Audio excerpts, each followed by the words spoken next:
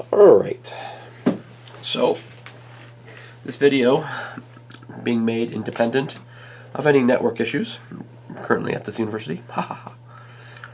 So here's proposition 5. N1 through Nk submodules of an R module M. The following are equivalent. So we have these three characterizations of M being the so-called direct sum of the internal direct sum, really, of the modules, submodules N1 through Nk. Point number 1, you have a map, pi, from the Cartesian product of the submodules to the sum of the submodules.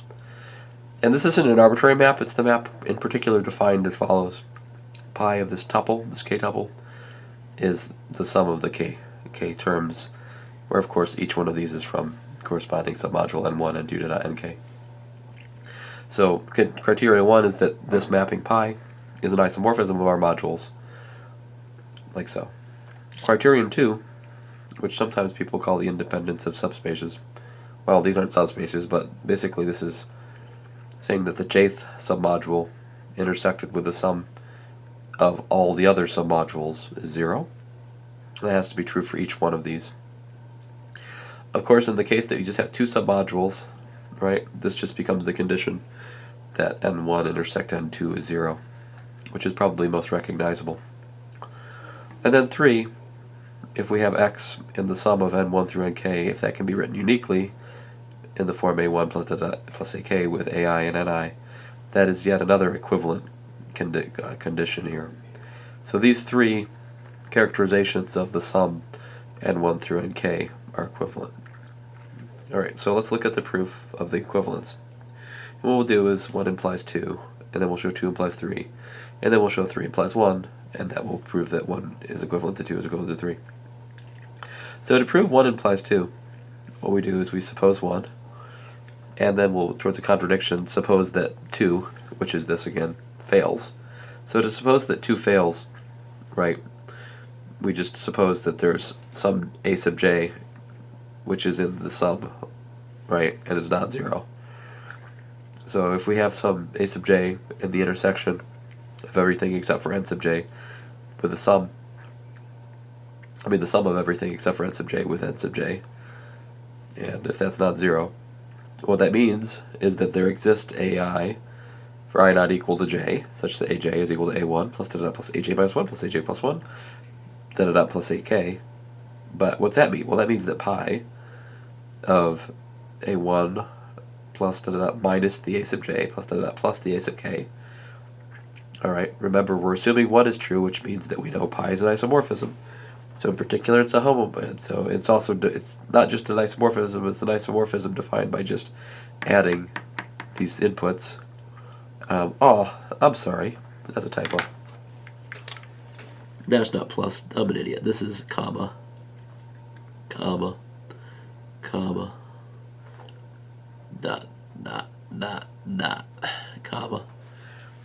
And then that's defined to be, sorry, because this has to, pi maps from the product of the submodules to the sum, right, by assumption. So, and then, so that maps to this, but the thing is, and I should really write that in the middle to start with, but then you can move it to the end, and of course what you have here, this and that are the same, so they cancel. And that gives you 0. Oh no! Well, that means that this thing, which is not 0, right, because h sub j not being 0 means that this is not the 0 k tuple, so that means the kernel of pi is not 0, which means that pi is not injective, which means that pi is not an isomorphism. So it looks like 2 is too big to fail. Sorry, that's stupid, but anyway. Not as stupid as the internet not working today. I'm just saying. It was stupid. Anyway, I'll get over it eventually. So here we go. That 1 implies 2 then. So it's impossible for it to fail, right? So it means in other words, we have that the intersection of j with these has to be 0, but j was arbitrary, so that establishes 2. Alright, so next move, assume 2 holds. If 2 holds, then if we look at ai and bi in ni, and we suppose we have these are equal, our goal is to show that we get 3. Remember, 3 is where our goal is to show that each element of the sum of n1 through ak has a unique representation. So our goal really is just to show that a1 is equal to b1 and so forth and so on. ak is equal to bk. Let's see how that goes. So if we have this is equal to that, then we can solve for a sub j minus b sub j is equal to, see, all he's doing is just putting aj here and subtracting bj from there, and then subtracting a1 all the way out to ak to the other side. Well, what is this? This right here is something that's in n1, because it's the difference of things in n1 is again in n1, because n1's a submodule, and so forth and so on. So we have something that's in the sum of the submodules, like so. And this is, on the other hand, in n sub j. We're assuming true holds, which means that the intersection of these guys and that guy is 0, so must be 0, which tells us that a sub j minus b sub j is 0, which means aj is equal to bj, but aj was arbitrary, consequently we get this and this are actually the same representation. Now my brother says that, in his opinion, this is the best characterization of the direct sum. He thinks the students understand this best, but he's really talking about linear algebra. I'm not sure what he would say here. Anyway, so we got 2 implies 3, and then last but not least, suppose 3 holds. Notice that, in other words, there's a unique expression for each thing in the sum of the n1 through nk. So pi of this k-tuple is, if I have that the image of this is 0, right? If I have that's in the kernel, that means that this plus this plus this plus this is at 0. But on the other hand, I can write 0 as 0 plus 0 plus 0 plus 0 plus 0, or, so it follows that a1 is equal to 0, and ak is equal to 0, and everything in between is 0 by the uniqueness of the representation of the element, the sum of the submodules. Consequently, the kernel of pi is 0.